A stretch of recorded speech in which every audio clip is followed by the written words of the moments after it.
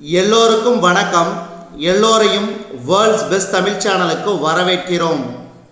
இந்த காணொளியில் நாம் பார்க்கவிருப்பது TNPSC group 4 general studies 6th to 10 test number 29க்கான காணொளி. முதல் கேள்வி, பாளையக்காரர் முறை ஏற்படுத்தப்பட்ட ஆண்டு. பாளையக்காரர் முறை ஏற்படுத்தப்பட்ட ஆண்டு 1529.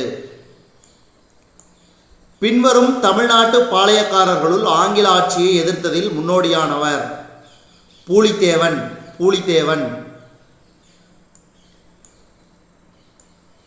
காலின் ஜாக்சன் எந்த பகுதியின் ஆட்சியாளர்? ராமநாதபுரம். வீரபாண்டிய கட்டபொம்மன் கீழ்கண்ட எந்த இடத்தில் தூக்கிலிடப்பட்டார்? கயத்தாறு. வேலு நாச்சியார் எப்பகுதியின் ராணி ஆவார்? சிவகங்கை. திருச்சிராப்பள்ளி பிரகடனம் யாரால் வெளியிடப்பட்டது? இதுக்கு சரியான விடை மருதுபாண்டியர்கள். கீழ்கண்டவைகளுள் தீரன் சின்னமலையோடு தொடர்புடைய பகுதி எது? இதுக்கு சரியான விடை ஓடா நிலை. ராணி லட்சுமிபாய் எப்பகுதியில் ஏற்பட்ட புரட்சியை வழிநடத்தினார்? மத்திய இந்தியா. 9வது கேள்வி, பின்வரும் கூற்றை ஆராய்ந்து சரியான விடையை குறிப்பிடவும். இதுக்கு சரியான விடை ஆப்ஷன் சி, அதாவது 2 மற்றும் 3 மட்டும் சரி. 4ஆம் மைசூர் போருக்கு பின் திப்புவின் குடும்பத்தினர் வேலூர் கோட்டையில் சிறை வைக்கப்பட்டனர். வேலூர் புரட்சியின் போது வில்லியம் பெண்டிங் சென்னையின் ஆளுநராக இருந்தார். 10வது கேள்வி, தவறான இணையை கண்டுபிடிக்கவும். மருதுபாண்டியர் எட்டயபுரம் என்பது தவறானது. மீதியெல்லாம் பாருங்க. கோபால நாயக்கர் திண்டுக்கல், கேரளவர்மன் மலபார், துண்டாஜி மைசூர். பிளாசி போர் நடைபெற்ற ஆண்டு 1757. கேப்டன் கேம்பல் என்பவரால் தோற்கடிக்கப்பட்டவர்? பூலித்தேவர்.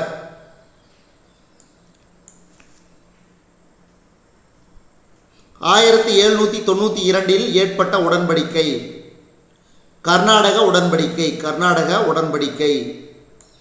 தென்னிந்திய கிளர்ச்சியாளர்களின் சந்திப்பு கோட்டை? வேலூர் கோட்டை. 15வது கேள்வி, 1857 புரட்சியின் போது கவர்னர் ஜெனரலாக இருந்தவர் யார்? இதுக்கு சரியான விடை கானிங் பிரபு. 16வது கேள்வி, கீழ்காணும் கூற்றை ஆராய்ந்து சரியான விடையை கண்டுபிடி. இதுக்கு சரியான விடை ஆப்ஷன் பி, 1 மற்றும் 2 மட்டும் சரி. ஆங்கிலேயரின் ஆட்சியை பெரும்பாலானோர் ஏற்கவில்லை. பொருளாதார சுரண்டல் மற்றும் நிர்வாக புதுமைகள் மோசமான பாதிப்புகளை ஏற்படுத்தின. வேலூர் புரட்சி ஏற்பட்ட ஆண்டு 1806. வேதம் என்ற சொல் சமஸ்கிருதத்திலிருந்து வந்தது. பின்வருவனவற்றுள் எது பண்டைய காலத்தில் கற்றலுக்கான முக்கிய மையமாக இருந்தது? இதுக்கு சரியான விடை இவை அனைத்தும். குருகுலம், விகாரங்கள், பள்ளிகள். இந்தியாவின் மிக பழமையான நாலந்தா பல்கலைக்கழகம் அமைந்துள்ள இடம்? பீகார். இந்தியாவின் மிக பழமையான நாலந்தா பல்கலைக்கழகம் அமைந்துள்ள இடம் பீகார்.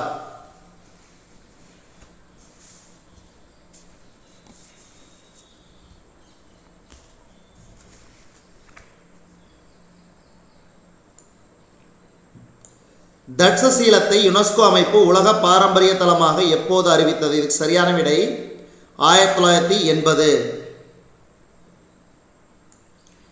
இந்தியாவில் நவீன கல்வி முறையை தொடங்கிய முதல் ஐரோப்பிய நாடு? போர்ச்சுகல்.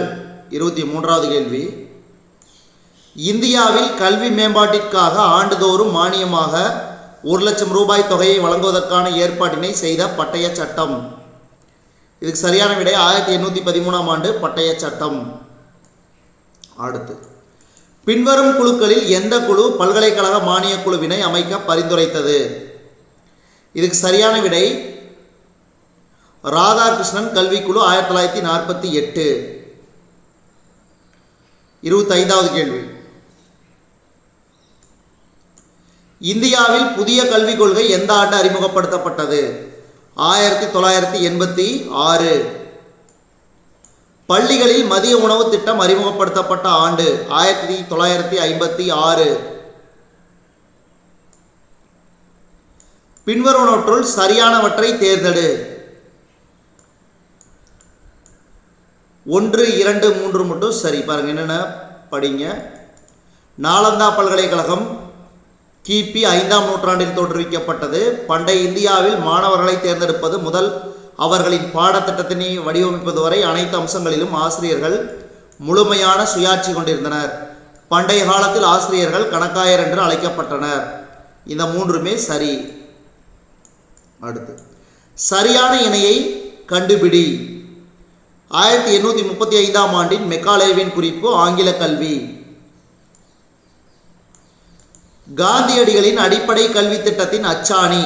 காந்தியடிகளின் அடிப்படை கல்வி திட்டத்தின் அச்சாணி அகிம்சை.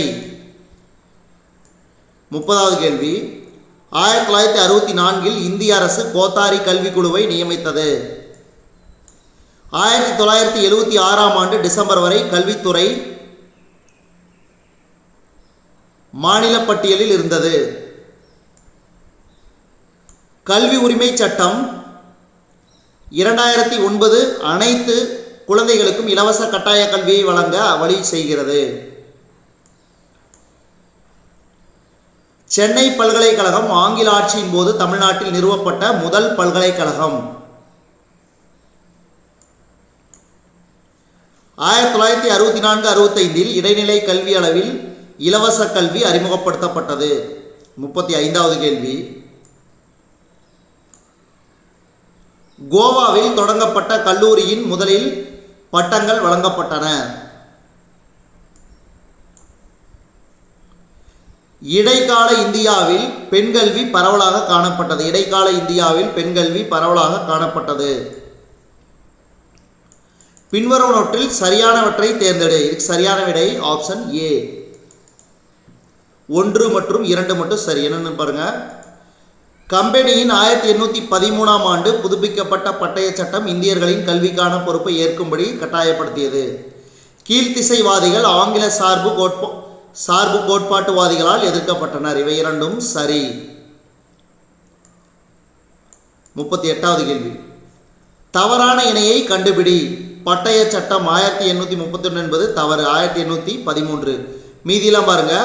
மெக்காலேவின் குறிப்பு 1835, உடல் கல்வி அறிக்கை 1854, சார்ஜென்ட் அறிக்கை 1944. இவையெல்லாம் சரி. ஆனால் தவறான இணை ஆப்ஷன் ஏ.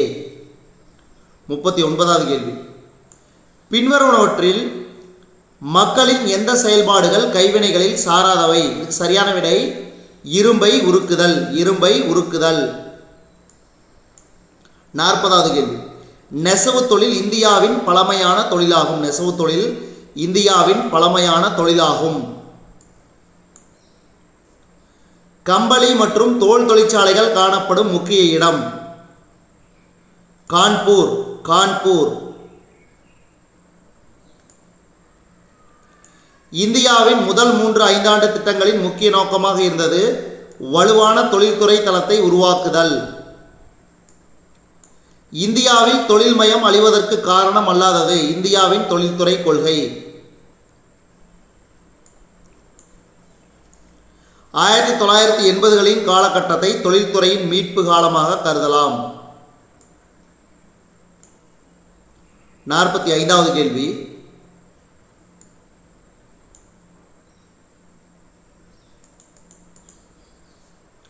ஆயிரத்தி 1861ஆம் ஆண்டில் ரயில்வேயின் நீளம் 2573 கிலோமீட்டர்.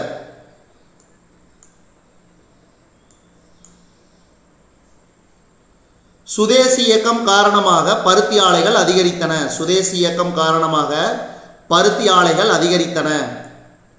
முதன்முறையாக நவீன முறையில் எஃகு தயாரிக்கப்பட்ட இடம் குல்டி. முதன்முறையாக நவீன முறையில் எஃகு தயாரிக்கப்பட்ட இடம் குல்டி.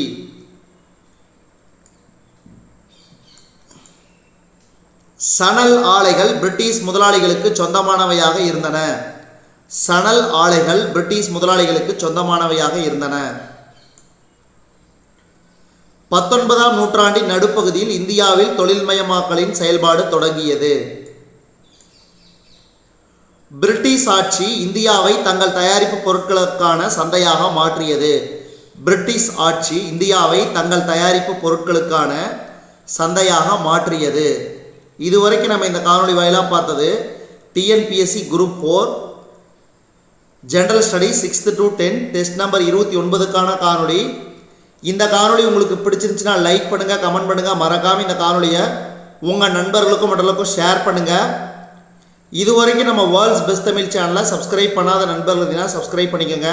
கீழே இருக்கிற பெல் பட்டனை ப்ரெஸ் பண்ண மறந்துடாதீங்க. நம்ம வேர்ல்ட்ஸ் பெஸ்ட் தமிழ் சேனலில் TNPSC group 4 general studies 6th to 10 test number 29க்கான காணொலியை நம்ம வேர்ல்ட்ஸ் பெஸ்ட் தமிழ் சேனல் வாயிலாக பார்த்தமைக்கு நன்றி. அதே மாதிரி நம்ம வேர்ல்ட்ஸ் பெஸ்ட் தமிழ் சேனலில் வரக்கூடிய காணொலிகள் உங்களுக்கு நோட்டிஃபிகேஷன் கிடைக்க பெறணும்னா நம்ம சேனலை சப்ஸ்கிரைப் பண்ணி அதே மாதிரி நம்ம சேனலோட இணைந்திருங்கள். நன்றி.